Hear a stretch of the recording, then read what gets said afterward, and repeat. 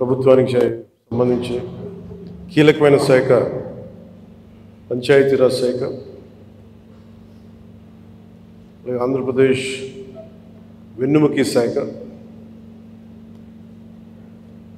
ప్రభుత్వ ఉద్యోగులు, అనేక సంఘాలు, వారి నాయకులు, మీరందరూ ఈ రోజున ఇక్కడికి వచ్చి నాకు అభినందనలు తెలుపుతున్నందుకు మనస్ఫూర్తిగా మీ అందరికీ పేరు పేరున నా హృదయపూర్వక ధన్యవాదాలు. మనం క్షమించాలి, కొంతమంది సంఘాల నాయకులు వచ్చినప్పుడు మొదటి రోజు ఛార్జ్ తీసుకున్నప్పుడు చాలామంది ఎక్కువ వచ్చేయటం వల్ల నాకు ప్రత్యేకమైన ఇబ్బంది ఉంటుంది. సో దాంట్లో మేము సంఘాల నాయకులందరినీ కలుసుకోలేకపోయారు, దానికి క్షమించాలి. అందుకని వెంటనే నా దృష్టికి రాగానే వెంటనే మీకు ఫోన్ చేసి మీతోనే మాట్లాడినట్టున్నాను. అంటే నా ఉద్దేశం ఏంటంటే నిర్లక్ష్యం చేసే వ్యక్తిని కాదని చెప్పడానికి,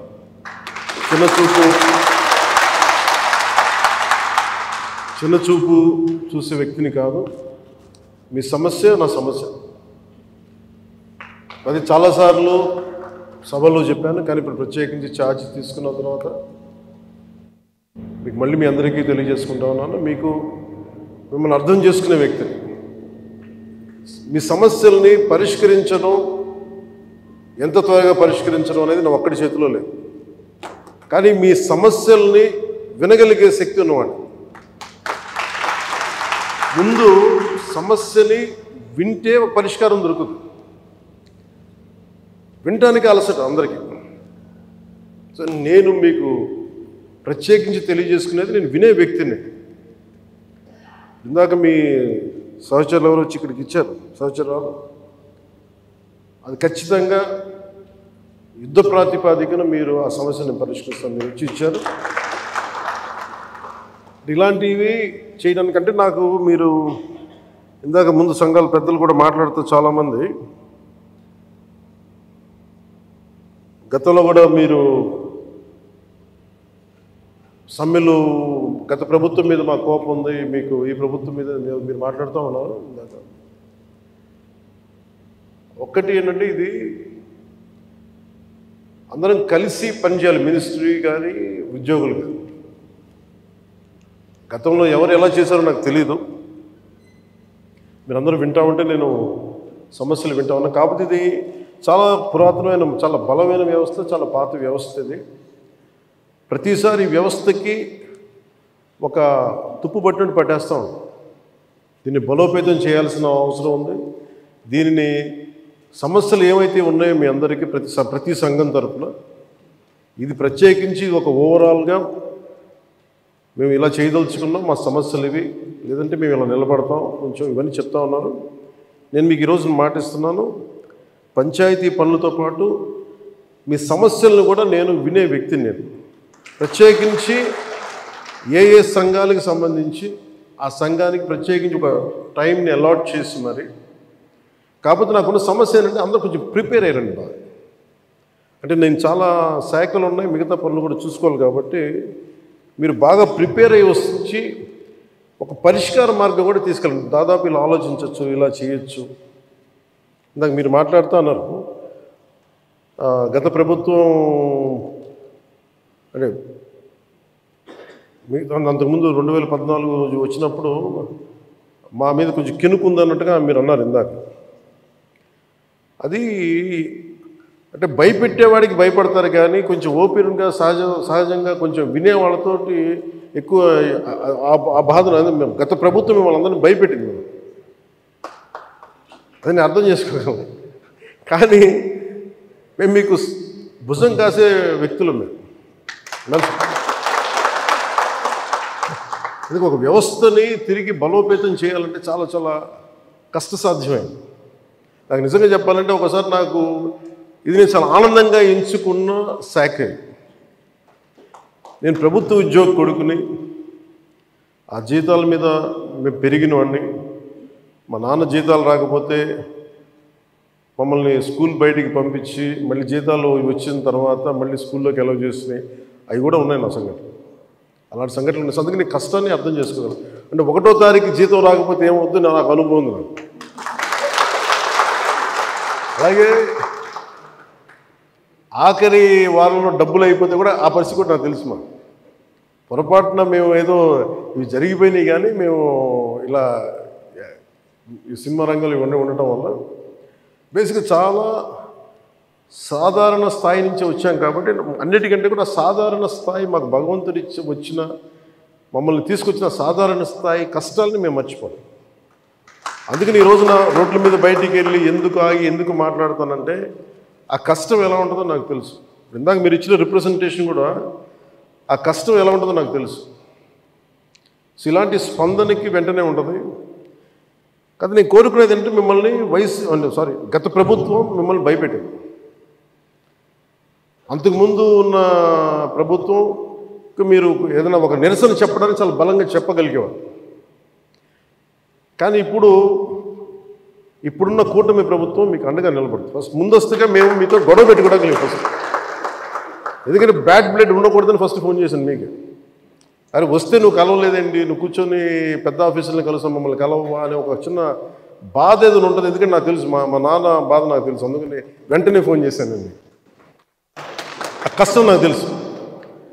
ఇంకా నేను మీకు ఒకసారి ఏమైపోతుంది, అందరూ ఒకేసారి వచ్చేస్తే నేను మాట్లాడలేని పరిస్థితులు తప్ప మీరు 1-on-1 కూర్చొని గ్రూప్గా కూర్చుంటే మటుకు నేను చాలా మీకు ఫస్ట్ వినే వ్యక్తిని.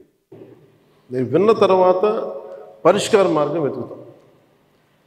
సో మీకు గత 10 రోజుల్లో గత ఛార్జ్ తీసుకున్నప్పటి నుంచి నేను రివ్యూలు చేస్తూ ఉంటే ఉన్న పరిస్థితి, మీరు ఉద్యోగాలు లేవు, లేదంటే మనకి పర్మనెంట్ చేయలేదు, లేదంటే కూర్చొని గ్రేడేషన్ మార్చాలి, లేదంటే 2003 మాకున్న ఓల్డ్ పెన్షన్ స్కీమ్ అప్లై చేయాలి, రకరకాల అనేక సమస్యలు ఉన్నాయి. వీటన్నిటినీ చాలా క్షుణ్ణంగా మీ దగ్గరతో వింటారు. కాబట్టి వీటన్నిటికీ మించి మూలం ఆర్థిక మూలం. రాష్ట్ర విభజన జరిగినప్పటి నుంచి ఈరోజు దాకా ఆంధ్రప్రదేశ్ ఇంకా ఉణుకుతూనే ఉంది, ఆర్థికంగా నిలదొక్కుకోలేదు. మేము కూడా ఓటు చీలకూడదు, అందరికి కలిసి రావాలి. ఎందుకన్నామంటే అసలు ఆంధ్రప్రదేశ్కి ఒక బలమైన రాజకీయ వ్యవస్థ ఉంటేనే కింద ఉన్న మనకి పనిచేస్తున్న ఉద్యోగులందరికీ కూడా ఒక భద్రత ఉంది. ఇందాక మాట్లాడుతూ ఉంటే కూడా ఐఏఎస్ అధికారులతో వాళ్ళకు కూడా డిఏలు ఇవ్వలేని పరిస్థితి ప్రభుత్వం. ఒక 90,000 రూపాయలు వాళ్ళకి రావాల్సింది 4% ఇంక్రీజ్ వచ్చింది. మాకు అన్ని బకాయిలు తీసుకుంటారు, 90,000 ఇవ్వాలి, వదిలేశారు. ఇంక రావని చెప్పి వదిలేసాను. ఐఏఎస్ అధికారులు చెప్తా ఉన్నాను. అంటే ప్రైవేట్ వీళ్ళందరూ ప్రాఫిట్ పొందుతూ ఉన్నారు. డబ్బు ఉంది, కానీ డబ్బుని వ్యక్తులు సొంతం చేసుకున్నారు. రాజకీయాల్లో కూర్చొని గత ప్రభుత్వం స్థాయి దాన్ని పెంచేసింది. అది మేము కరెక్ట్ చేయాలి. అందుకని మేము చాలా నిబద్ధతతోటి నిక్కచ్చిగా ఉండే వ్యక్తులు మేము కట్టుబడి ఉన్నాం. సో మీకు మేము మాట ఇచ్చేది కూడా ముందస్తుగా అసలు ఫస్ట్ ఆర్థిక పరంగా అసలు ఎలా ఉంది రాష్ట్రం, శ్వేతపత్రాలు రిలీజ్ చేయబోతుంది. ఆర్థిక పరంగా ఎంత బలం, ఏ పరిస్థితిలో ఉంది, ప్రతి డిపార్ట్మెంట్లో ఎంత డబ్బు ఉంది, ఏ డబ్బులు ఉన్నాయి, అసలు ఏమైపోయిన. ఉదాహరణకి పొద్దున ఏదో రివ్యూ చేస్తూ ఉంటే నారాయణ గారితో మాట్లాడుతూ ఉంటే అంటే ఏ పరిస్థితిలో ఉన్నాయి చెప్తాను. ముఖ్యంగా మన పిఆర్కి, మన పంచాయతీరాజ్ సంబంధించి 15th ఫైనాన్స్ కమిషన్ అసలు డబ్బులే, మ్యాచింగ్ గ్రాంట్ ఇవ్వలేదు. దాదాపు కొన్ని వేల కోట్లు రావాల్సింది రాలేదు. ఇప్పటికి ఈరోజు కూడా కూర్చోబెట్టి దాదాపు 1800 కోట్లు అనుకుంటున్నాను. 1580 కోట్లు, క్లోజ్ టు 1600 crores రావాలి. సో 15th ఫైనాన్స్ కమిషన్ డబ్బులు వదిలేసుకున్నాం. జల్ జీవన్ మిషన్ లాంటిది గోల్డెన్ నిధులు ఉన్నాయి. సో ఏ పథకం, కేంద్ర పథకాలకి ఇవన్నీ చూస్తుంటే కేవలం మ్యాచింగ్ గ్రాంట్ ఇవ్వలేకపోవడం. నేను అధికారులు పొద్దు నుంచి గత రోజుల నుంచి నేను అడుగుతా ఉంటే ఒకటే అడుగుతున్నాను, ఏమైనా మీ బాధ్యత కదా, మీరు ఎందుకు లేరు ఇట్లా అని అడిగాను. సమస్య ఏమైంది, సరైన నాయకత్వాన్ని ప్రజలు ఎన్నుకోలేనప్పుడు ఇష్టారాజ్యంగా ప్రవర్తించారు. దానికి పర్యావసానమే మనం అనుభవిస్తుంది ఈరోజు.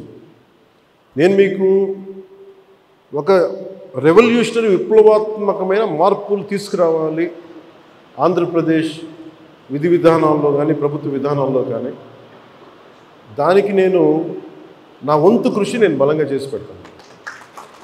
మీకు ఏదో ఒక రోజు వారానికి మీ సమస్యల మీద ప్రత్యేకించి దృష్టి సారిస్తాం. అంటే ఈరోజు కూర్చుంటే ఒక సపోజ్ నెల రోజుల్లోపు నాకున్న సమయంలో, అందుకే నెల రోజులు అంటే అది 2 వారాల్లో కానీ మీరు చెప్పండి, నాకు ఇంత టైం పడుతుంది, ఒక్కొక్క వింగ్ని అర్థం చేసుకోవాలి. ఇప్పుడు మీరు చెప్పారు ఈ ఫిట్మెంట్లు కానీ మనకి పిఆర్సీ కానీ, అలాగే కమిషనర్స్ని ఇప్పుడు దాకా అపాయింట్ చేయలేదు. ప్రతిదీ కూడా మీరు క్షుణ్ణంగా చెప్తే నేను కన్సర్న్ అధికారులతో మాట్లాడి నేను ఏం చేయగలంటే, నేను టాస్క్ మాస్టర్ ముందు సమస్యకు పరిష్కారం వెతుకుతానని చెప్పేవాడు. నేను పారిపోయే వ్యక్తిని. నాకు రాజకీయాలు నాకు అవసరం లేదు. నాకు నేను ఎందుకు వచ్చానంటే ఇది నా నేల అనుకొని వచ్చాను. ఇది ఎవరో మీ తరపున నిలబడి మాట్లాడటానికి ఇన్ని కోట్ల మందికి నిలబడాలి, నా వంతు కృషి చేయడానికి వచ్చాను. దాంట్లో భాగం మీ భవిష్యత్తుకి, మీ భద్రతకు కూడా నేను మనస్ఫూర్తిగా మాటిస్తున్నాను, ఇది నిలబడి. సో నేను కోరుకునేదల్లా మీకు ఈరోజు నేను అద్భుతాలు చేసేస్తాను, అన్ని సమస్యల్ని పరిష్కరించేస్తాను నేను చెప్పను. ముందు నేను అవగాహన చేసుకోను. శాఖాపరమైన అవగాహన చాలా చాలా అవసరం. అలాగే దీంట్లో ఎంతమంది ఉద్యోగులు ఉన్నారు, ఏ స్థాయి ఉద్యోగులు ఉన్నారు, ఏమేమి చేయాలి, వీళ్ళందరికీ ఏ సమస్యలు ఉన్నాయి, ఇది ఒకటి. మీరు 2 రకాలు స్టడీ చేయాలి. ఇవన్నీ చేసిన తర్వాత ఒకటి పంచాయతీలని దానికి పునర్వైభవం తీసుకురావడం, గత వైభవం తీసుకురావడం పంచాయతీలకి. అలాగే పంచాయతీరాజ్ వ్యవస్థ నా కోరిక ఒకటే, ఈ 5 ఏళ్ల కాలంలో ఆంధ్రప్రదేశ్లో ఉన్నంత బలమైన పంచాయతీ వ్యవస్థ మనకి భారతదేశంలోనే లేదని అలాంటి సర్టిఫికేట్ తెప్పించుకోవాలని నా కోరిక. అందుకని నేను బలమైన ఆలోచన విధానంతో ఉన్నాను. కాకపోతే మీ అందరి సహకారం కూడా కావాలి. కానీ నేను ఒక్కడిని చేసేది కాదు. మీ అందరి సహాయ సహకారాలు, మీ సలహాలు, సూచనలు లేకపోతే నేను కూడా ఏం చేయను.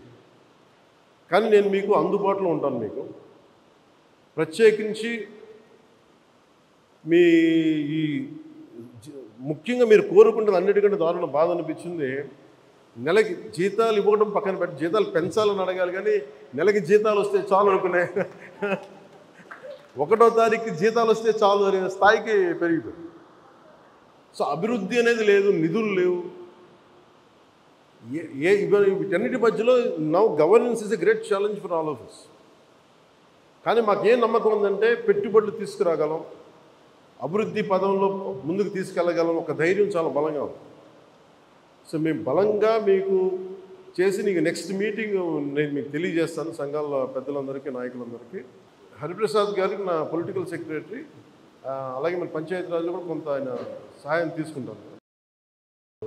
వరప్రసాద్ గారు వీళ్ళందరూ ఉన్నారు. కానీ ప్రత్యేకించి ఇంకొంచెం మీకు ఎక్కువ నమ్మకం కలిగించడానికి నేను అందుబాటులో ఉంటానని చెప్పడానికి, మీరు సమస్యని ఇన్ని సంఘాలు ఉన్నాయి, వీళ్ళకి ఈ సమస్య ఉంది, ఇది మాకు క్షుణ్ణంగా ఈయనేమంటారని మిమ్మల్ని ఈ రిపోర్ట్ చేసి పట్టుకురండి నేను మాట్లాడతాను. సో మీరు అది కుదిరితే మనం అక్కడ క్యాంప్ ఆఫీస్లోనే కూర్చుందాం, లేదంటే ఒకసారి ఏదైనా కూర్చోబెట్టి మీకు మీరున్న చోటకి అన్నీ బాగుంటాయి, నేను కూడా రావడం నాకు సిద్ధం. నాకు అలాంటి ఇబ్బందులు కూడా ఏమి. సో ఇవన్నీ దృష్టిలో పెట్టుకుని నాకు ఇప్పుడే ఛార్జ్ తీసుకున్నాను కాబట్టి కొద్దిగా నాకు కొన్ని రోజులు సమయం ఇవ్వండి. నాకు సమయం ఇచ్చిన తర్వాత మీతో కూర్చొని మన సాధక బాధకాలన్నీ మాట్లాడుకుని, ముందు మీరు ఆనందంగా ఉంటే తప్ప ప్రజలకి మిమ్మల్ని ఆనందంగా ఉంచలేదు. నాకు మీరు ఆనందంగా ఉండాలని మనసావాచ ఆకాంక్షించాను. అలాగే మీ సమస్యనమ్మా నేను వెంటనే అది మాట్లాడేస్తాను. నేను లాస్ట్ టైం కూడా చేయించాను, 2014లో కూడా ఇలాంటి ఇష్యూ ఏదో ఉంటే నేను అది ప్రత్యేకించి చేయించాను. It will be done. అది మేమే కూర్చోబెట్టి చేస్తాను, అది మట్టు కొంచెం మాట్లాడుతున్నాను చెప్తాను. సో మీ అందరికీ ప్రత్యేక ధన్యవాదాలు తెలుపుకుంటే, అంటే నేను ఎంత అవగాహన చేసుకున్నాను అనడానికి మీరు చెప్పిన ప్రతి పాయింట్ యాజ్ ఆన్ నౌ నేను నోట్ చేసుకున్నాను. దీని మీద నేను అంటే వీటి మీద కూర్చొని నెక్స్ట్ టైం మీటింగ్ నాకు కొంచెం ప్రిపరేటరీ వర్క్ కావాలి, అందువల్ల కూర్చొని మీతో మాట్లాడతాను తెలియజేసుకుని మీ అందరికీ ప్రత్యేకమైన ధన్యవాదాలు తెలుపు సెలవు.